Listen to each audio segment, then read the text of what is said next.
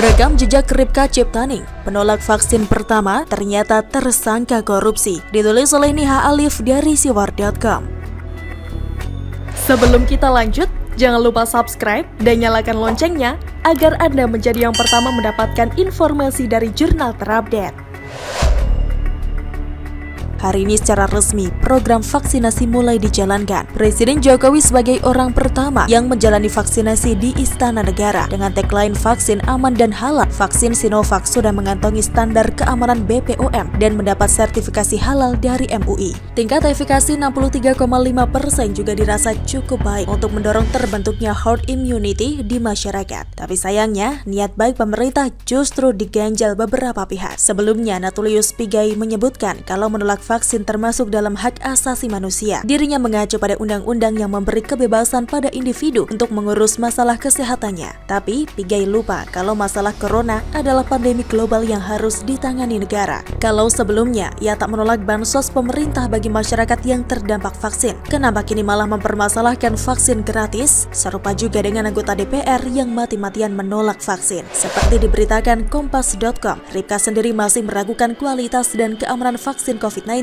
yang akan digunakan di tanah air. Saya tetap tidak mau divaksin. Mau sampai yang 63 tahun bisa divaksin? Misalnya pun hidup di DKI, semua anak cucu saya dapat sanksi 5 juta. Mending saya bayar. Ripka pun mempertanyakan penganggaran program vaksinasi gratis bagi seluruh masyarakat yang direncanakan pemerintah. Sebab kata dia, harga vaksin COVID-19 yang dibeli pemerintah dari berbagai perusahaan berbeda-beda. Hingga saat ini pemerintah telah menjalin kerjasama dengan Sinovac, Novavax, AstraZeneca, dan Pfizer. Saya tanya, ini yang mau digratisin semua rakyat ini yang mana? Kan ada 5 macam. Ada yang harga Rp584.000, ada yang Rp292.000, ada yang Rp116.000, ada yang Rp540.000 sampai Rp1.080.400, ada yang Rp2.100.000. Pasti yang murah kalau orang miskin, kata Ripka. Pernyataan provokasi Ripka sungguh tidak pantas dilontarkan sebagai wakil rakyat. Dirinya seharusnya bergabung bersama Fadlizon sebagai jubir ambisi pribadi. Entah bagaimana ceritanya ia bisa didapuk sebagai anggota Komisi 9 dari PDIP. Ternyata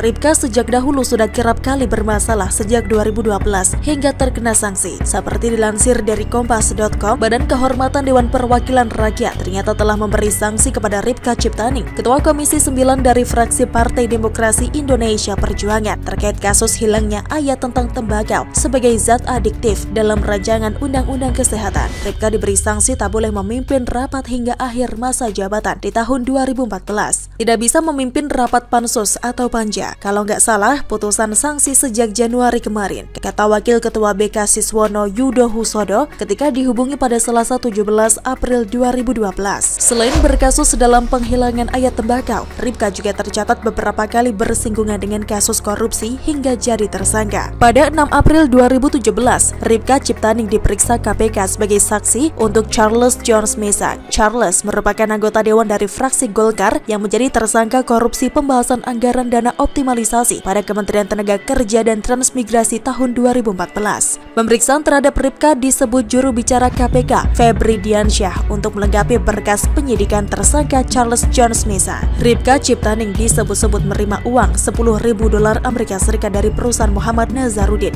terkait proyek vaksin flu burung senilai Rp1,3 triliun. Tuduhan tersebut dibantah oleh Ripka, namun Ripka menjelaskan bahwa ia pernah diberi 2 tas oleh Muhammad Nasir, politisi Partai Demokrat yang juga saudara Nazarudin. Tas tersebut diberi Nasir saat Ripka berulang tahun dan saat Natal. Muhammad Nasir juga pernah memberi hadiah $905 Amerika Serikat. Uang tersebut diberikan sebagai hadiah pernikahan anak ketiga Ripka. Kini, Ripka menjadi tersangka ayat tembakau. Seperti dilansir dari Detik.com, setelah melakukan sejumlah pemeriksaan, akhirnya polisi menetapkan Ketua Komisi 9 DPR dan Ketua Pansus RUU Kesehatan Ripka Ciptaning menjadi tersangka kasus korupsi ayat rokok. Selain Ripka, 2 orang lain dari Komisi 9 DPR juga menjadi tersangka. Ternyata, orang-orang yang menentang program pemerintah memang sudah berkasus hukum sejak lama. Kalau bukan kasus pornografi seperti Rizik DKK, kasusnya pasti terkait korupsi seperti Ripka. Ini ibarat orang tak mengaca kesalahan diri sendiri, tapi sok mengatur masalah orang banyak. Harusnya mereka menjalin kasus hukumnya dan kalau perlu keluar dari partai agar tidak menjadi presiden presiden buruk. Semoga saja nanti kalau kena corona beneran akan ada rumah sakit yang masih mau menampung. Mengingat saat ini media dan tenaga kesehatan sudah mencatat nama mereka sebagai penolak vaksin penerima. Begitulah kura-kura. Alasan kuat Gerindra untuk buang Fadlizon, ditulis oleh Ca Anton dari sibor.com. Sebelum kita lanjut, jangan lupa subscribe dan nyalakan loncengnya agar Anda menjadi yang pertama mendapatkan informasi dari jurnal terupdate. Meskipun Gerindra sudah masuk dalam komposisi menteri di era kedua Presiden Jokowi, bahkan tak tanggung-tanggung, Prabowo yang menjadi rival kontestasi politik di Pilpres pun mewakili Gerindra secara langsung dengan duduk di posisi kementerian bersama satu orang kader lainnya. Namun, Fadlizon yang juga sebagai simbol Gerindra masih tetap nyinyir terhadap setiap kebijakan pemerintah. Tak peduli itu benar atau salah terkait kebijakan pemerintah, pasti dia nyinyirin. Yang mempermasalahkan nyinyiran Fadlizon itu seharusnya Gerindra itu sendiri. Sebab mereka harus bercermin. Apakah yang mereka cari? Kalau dalam tubuh partainya sendiri tidaklah solid dan tidak ada tindakan yang tegas terkait itu. Di satu sisi masuk dalam lingkup pemerintahan, di satu sisi ada juga kader yang nyinyir.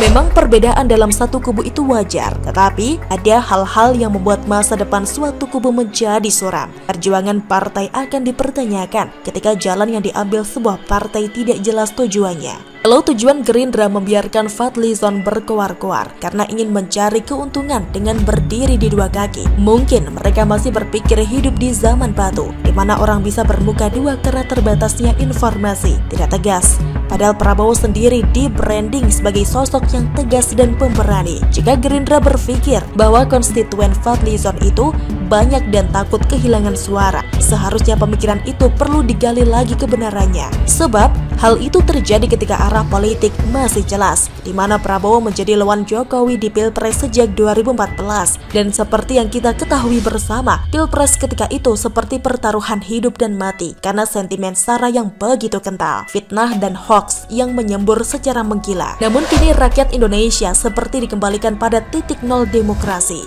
titik untuk merefleksikan pandangan diri terhadap demokrasi yang telah dinodai dengan populisme, demokrasi yang beberapa tahun belakangan sudah salah kaprah karena dianggap sebagai perjuangan hidup dan mati, bukan sebuah pesta rakyat untuk memilih yang terbaik di antara yang baik. Memang ada dampak buruk bagi demokrasi terkait fenomena coblos Jokowi Makruf gratis Prabowo Sandi.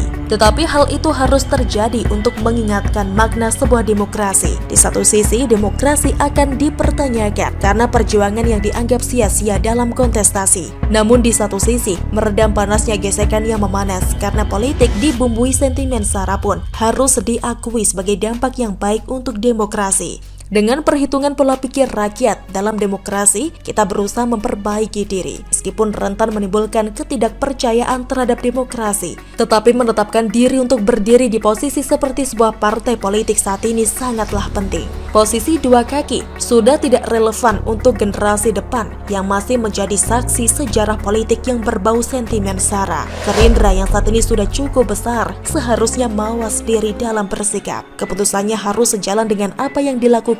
Jika tidak, maka Gerindra bisa dianggap sebagai partai pelacur yang menjajakan diri ke sana kemari karena tidak memiliki arah tujuan yang jelas. Kalau mau belajar dari pengalaman, Gerindra mestinya menengok PAN yang kerap terlihat berdiri di dua kaki, atau PKS yang nyungsep ketika harapannya berada di posisi tiga partai besar gagal karena dianggap tidak konsisten antara yang digemborkan sebagai partai dakwah dengan kenyataannya berbeda. Gerindra pun juga harus belajar dari Demokrat. Menurutnya, ketiga partai tersebut disebabkan dengan hal yang sama, yaitu tidak konsistennya antara ucapan dan perbuatan. Kita tengok ke belakang, PAN yang pernah bergabung dengan pemerintahan, namun membiarkan Amin Rais berkuar dan nyinyirin pemerintahan pun membuat akar rumput bingung dan menimbulkan ketidakpercayaan terhadap PAN.